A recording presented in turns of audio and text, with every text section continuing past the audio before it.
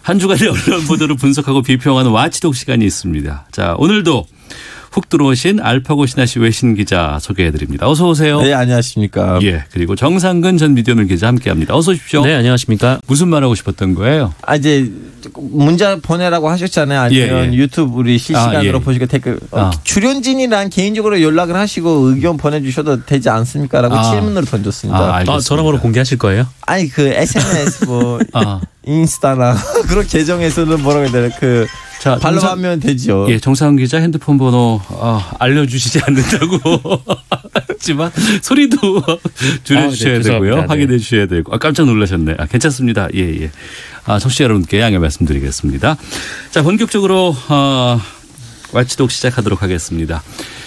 총선이 이제 닷새 앞으로 다가왔습니다. 오늘부터는 사전투표가 진행되고 있습니다. 저 처음으로 투표할 거예요 이번에. 이번에 네, 한국 투표의 첫 투표예요. 우리 국민이 되고 나서 첫 투표군요. 예. 축하드립니다. 예, 모든 정당들 다 하나씩 읽었어요. 다 확인해봤어요. 예. 그 국민 배금당인가 그 정당까지 다 읽었습니다. 바람직한 유권자의 자세네요. 예. 왜 이러지? 자, 향후 4년간 국민들의 일상을 바꿀 중대한 선거입니다. 알파고 기자도 처음으로 참여하는 선거인데 이 코로나19 때문에 총선 관련한 여러 가지 정보들 특히 이제 언론 보도가 지난 예전 총선에 비교해서는 상당히 좀 부족하지 않았을까 싶은데 그럼에도 불구하고 계속해서 언론에서는 이 총선 관련된 보도들을 내고는 있습니다. 두 분께 이번 총선 보도 어떻게 평가를 할지에 대한 총평부터 좀 듣도록 하겠습니다. 첫 선거한 알파고 기자부터 먼저 얘기해 주세요. 저는 이번엔 처음으로 투표하겠지만 이제 저는 2004년 때 한국에 왔고 2006년에 정치외교학과에 들어갔고 그날부터 이제 모든 선거에 대해서 관심이 있었거든요. 우리 과이다 보니까 다음에 이제 외신 기자였고 그동안 이제 중동 아니면 좀 그쪽 지역에 있는 선거 유세 활동하고 한국과 좀 약간 다르거든요. 한국이 이렇게 여기저기 춤을 추고 이제 국회의원으로 출마하는 이제 그 후보들도 춤을 추고 이렇게 춤을 잘 추는 사람한테 투표해야 되는 말해야 되는 정치를 해야 되는데 춤을 잘 추나라는 그런 의구심도 들었고 현장에서는 이제 스피커로 노래를 크게 틀고 춤추는 경우가 많이 있죠. 그래서 저는 사실은 좀 약간 이색적이었거든요. 저한테는. 이번에 이제 코로나 때문에 사람들이 활발하게 하지 못하잖아요. 오히려 열심히 일일 이렇게 찾아다니고 좀 정책을 드리고 그래서 사실 이번 코로나로 이 나온 유세의 분위기가 더 합리적인 분위기 아닐까라는 생각이 들었어요. 처음 우리나라 와서 왜 춤을 춰? 운동을 하면서 선거 운동을 하면서 이런 생각이 있었는데 이번은 그나마 좀 그런 거부감은 없었다. 왜냐면 앞으로 가서 정치를 할 건데 국회에서 춤을 출 거 아니잖아요. 물론 일정이 좀 사상적으로 춤을 추시는 분들도 있긴 하지만 하여튼 그런 생각이 들었습니다. 알겠습니다. 그런 시각 참 신하네요. 자, 정상훈 기자는요? 언론 보도 관련해서 좀 말씀드리자면은 저는 좀 이번 총선 보도는 이 부실함으로 좀 총평을 내릴 수가 있을 것 같아요. 그러니까 근데 다만 좀 이해가 가는 측면이 있습니다. 왜냐면은 이 코로나19 사태가 워낙 장기화되다 보니까 이 총선에 대한 집중도가 아마 이전 선거만큼은 좀 어려웠을 거예요. 근데 다만 그래도 이전 선거 때는 뭔가 이 선거를 관통하는 그러니까 우리 사회에 대한 이 시대에 대한 의제 같은 게 있었거든요. 그러니까 이를테면 2010년 지방선거 때는 뭐 무상급식이라는 의제가 있었던 거고 그리고 뭐 2012년에 뭐 대선 같은 경우에는 뭐 경제민주화라는 또 의제가 또 있었는데 이번 선거에는 그게 잘 안 보였던 것 같고 뭐 그건 이제 각 정당들이 이 선거에 임하는 자세가 좀 부실했던 면도 있지만 또 언론도 또 공론장으로서 판을 잘 못 깔아줬던 거 아닌가라는 생각도 좀 들었습니다. 아무래도 총선 보도량이 그렇게 많지 않은 상황에서 그나마 관심 가는 것은 내 지역구의 여론조사가 어떻게 결과가 나왔느냐라는 그런 것 같아요. 그리고 이제 우리나라는 또 블랙아웃 깜깜이 기간이 있어요. 어제부터 새로운 이 여론조사를 반영하면은 안 되거든요. 근데 이 여론조사에 대해서도 이번에는 보면은 좀 기관별로 너무나 좀 차이가 크지 않나 싶은 생각이 들기도 하고 이 여론조사에 대해서는 어떻게 보세요? 그 여론조사가 뭐 결국 이제 방식이라든지 뭐 어떤 뭐 대상이라든지 뭐 그 것으로 결과를 차이가 좀 크게 날 수가 있거든요. 그래서 네. 뭐 여러 언론들에서 뭐 여론조사가 너무 널뛰기를 한다. 뭐 어떤 데서 조사를 하면은 뭐 A 후보가 30% 받았는데 B라 다른 데서 이제 조사를 하면은 뭐 그 후보가 또 한 40% 받더라. 이렇게 뛰면은 뭐 신뢰를 할 수가 있겠냐라는 측면인데, 근데 그 부분에 있어서는 언론들이 좀 여론조사에 대해서 좀 자세하게 국민들에게 좀 알리면서 좀 설명을 해줬으면 좋겠다라는 생각이 들어요. 그러니까 네. 이 여론조사를 하면 항상 뒤에 따라오는 게 있잖아요. 뭐 이 여론조사는 뭐 어디서 의뢰해서 뭐 몇 명을 대상으로 이렇게 그냥 기계적으로 후룩 넘어가 버리죠. 네. 딱 이렇게 얘기를 하는데, 그러니까 뭐 여론조사 전문가분들한테 들어보면은 뭐 ARS의 비중이 높을수록 그 보수적인 응답이 좀 더 높고 네. 또 유무선 전화를 혼용을 하는데 거기서 유선 전화의 비중이 높으면 또 보수적인 응답이 높고 또 반대로 또 무선이 높으면 또 진보적인 의견이 높고, 그래서 그런 거를 좀 비교를 하면서 좀 설명을 해줬으면 보는 분들이 좀 이해를 하기가 좀 쉬웠겠다. 근데 그냥 그 숫자만 쭉 나열해가지고 네. 뭐 어느 매체에서는 몇 프로 다른 매체에서는 몇 프로 이렇게 얘기를 하면서 너무 여론조사가 널뛴다라고만 설명을 하면 좀 부족한 해설이 아니었나라는 생각이 듭니다. 알파오 기자. 이제 서양 국가들 보시면 좀 약간 선진 국가 가시면 거기 이제 여론조사 기관들이요. 이제 딱 선거 이전이면 이제 자기네 기관이 얼마나 신뢰성이 높은지를 보여줄 수 있는 신의 한 수의 기관이거든요. 그때 이제 다들 선거 결과하고 내가 했던 그 여론조사가 거의 비슷비슷하게 나오면 앞으로는 몇 년 동안 다음 선거 때까지 국가기관들이나 아니면 좀 약간 회사들이 그 회사에다가 기관에다가 이렇게 투자를 하고 일을 하고 그러는데 네. 근데 이제 중동이나 아니면 좀 약간 발칸 받는 나라들 가시면 거기서 이제 여론조사 기관들이 사이가 좋은 정당들이 있어요. 항상. 그래서 다들 그 결과를 보시면 그 정당에 유리하게 나오거든요. 네. 그 이제 여론조사 결과를 가지고 언론에다가 뿌리면서 이제 나름 그 정당을 PR을 하는 건데, 한국은 그것도 아니고 저것도 아니고 딱 중간지대인데 조금 더 뭐 서양 국가에 앞으로 더 가까워졌으면 좋겠다는 생각이 들어요. 진짜 우리는 여론조사를 하는 기관들의 이름을 들을 때는 그 기관 그 정당이랑 가깝다라는 생각을 하지 않았으면 좋겠어요. 네. 중앙선거관리위원회가 이번 총선 유권자 의식에 대한 조사를 했습니다. 그런데 그 선거의 공명성을 해치는 요인으로 불공정한 언론 보도가 꼽혔어요. 네. 뭐 4년 전 총선 때 같은 조사를 했었는데 뭐 그때보다는 이 불공정한 언론 보도를 꼽는 사람들의 수가 좀 많이 늘어났다라고 하는데 뭐 그만큼 언론 신뢰도가 좀 하락한 걸로 보이고요. 좀 자세히 보면은 일단 이 4.15 총선이 깨끗하게 치러지고 있다라는 응답이 한 49.8%, 그리고 깨끗하게 치러지지 못하고 있다라는 응답이 한 32.3% 정도로 나타났고 네. 깨끗하게 치러지지 못하고 있다라고 대답한 분들을 대상으로 그 이유를 물어보니까 이 언론의 불공정한 보도가 29%로 1위를 기록을 한 겁니다.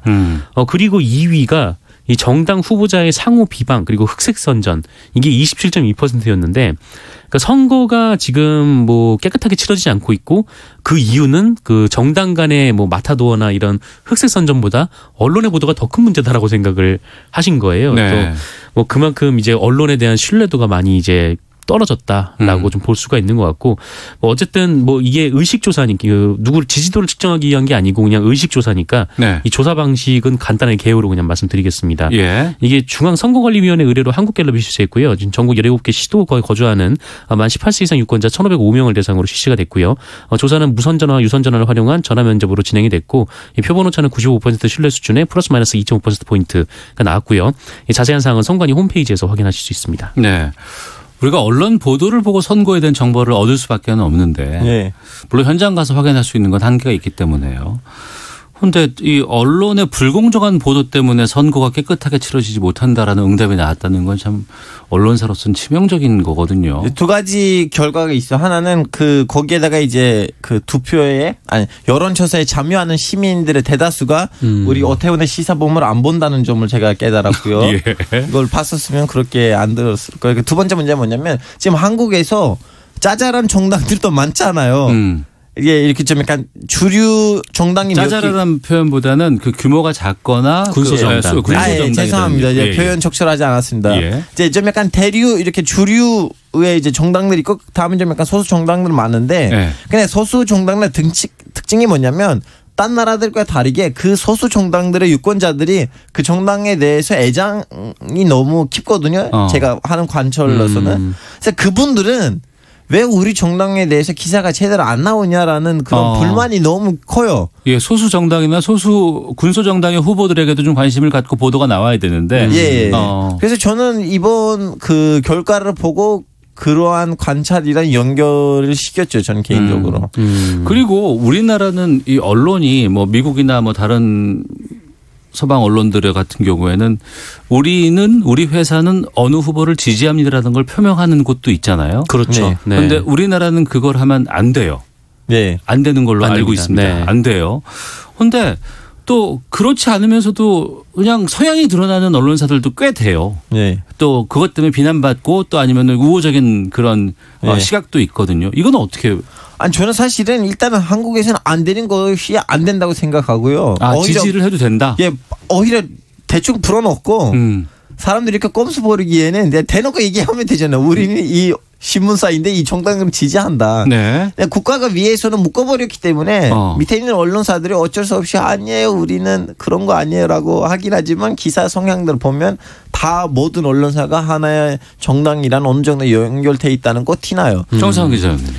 뭐 저도 뭐 그 크게 보면 같은 생각이긴 한데, 근데 뭐랄까 하여튼 지금 이 많은 유권자들이 언론의 불공정한 선거 보도가 문제라고 꼽고 계시잖아요. 근데 이게 보면은 뭐 언론사가 가지고 있는 뭐 어떤 뭐 정파성 뭐 그런 것들을 다 알면서도 감추는 측면이 하나가 있고, 이 또 하나는 우리나라 이제 선거 보도에 대한 규제가 이제 너무 심하다라는 생각도 한편으로 좀 들었어요. 그러니까. 네.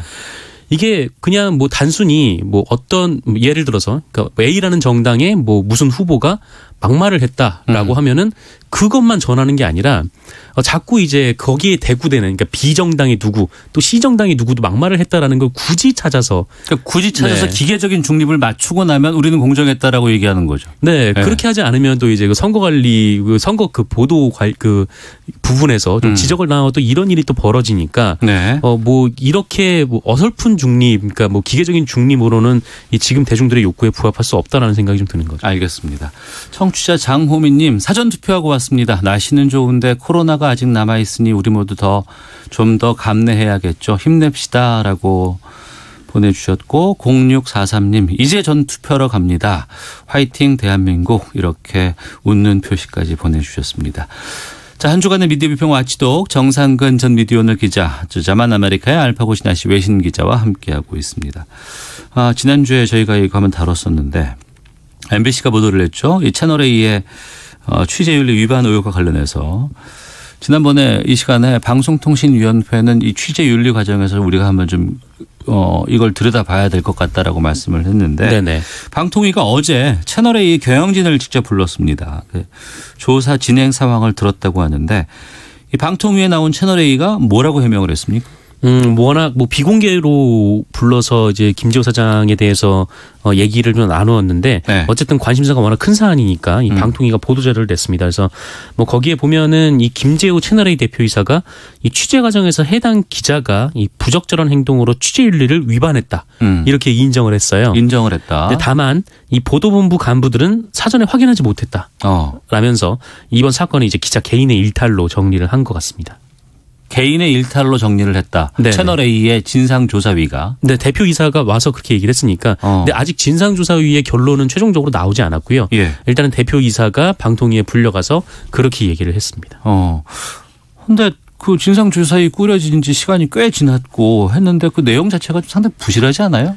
굉장히 부실하죠. 그러니까 지금 여기서 핵심으로 보자면 이 취재윤리 위반을 넘어서 그 실제로 그 기자와 검찰이 모종의 얘기가 있었냐. 검언 유착에 대한 의혹들이 계속 나왔지 않습니까? 네, 이 부분에 대해서 뭐 전혀 밝혀지지 않았고 그리고 두 번째 의문이 그러면 이 기자가 개인적으로 한 것이냐 아니면 어떤 이 보도국 내에 이 지시를 받고 한 일이냐. 네. 이 부분에 대해서도 아직 명확하게 그냥 뭐 그런 일은 없었다라는 식으로 이제 퉁치고 넘어갈 일은 아니다라는 거죠. 그래서 뭐 사실 이게 좀 간단하잖아요. 그러니까 뭐 당사자의 휴대전화를 뭐 보면 되는 거고 뭐 그 사람이 이제 거부를 하면은 간부들의 휴대전화를 또 보면 되는 건데 네. 이 채널A가 이 간단한 작업을 이렇게 오래 걸려야 하는 건지는 그 이유를 잘 모르겠습니다. 나름 정리할 거 있나 보죠. 알파고 기자는 채널A 이런 해명에 대해서는 어떻게 보세요? 선생님 이제 그 대표이사가 하시는 설명이니까 왜냐면 이거는 버더거에서 있었던 일인데 이거 버더거에서 대표이사까지 올라가면 거기 이제 나름 과정이 있는데 네. 거기에다가 뭐라고 할 수가 없지만 저는 솔직히 말하자면 이번 계기로 이제 재승인 문제가 지금 걸리고 있잖아요. 예. 근데 이제 저는 이 사건을 가지고 재승인 문제를 너무 연결시키면 얼마나 적절할까 모르겠어요. 왜냐하면 재승인 문제가 그동안 승인을 받고 난 다음에 5년이죠. 5년인가 3년이에요, 선배님? 몇 년이었죠? 보통 3년이죠. 3년이죠. 그 3년 동안에 이제 활동을 가지고 어른 평가해야 되는데 네.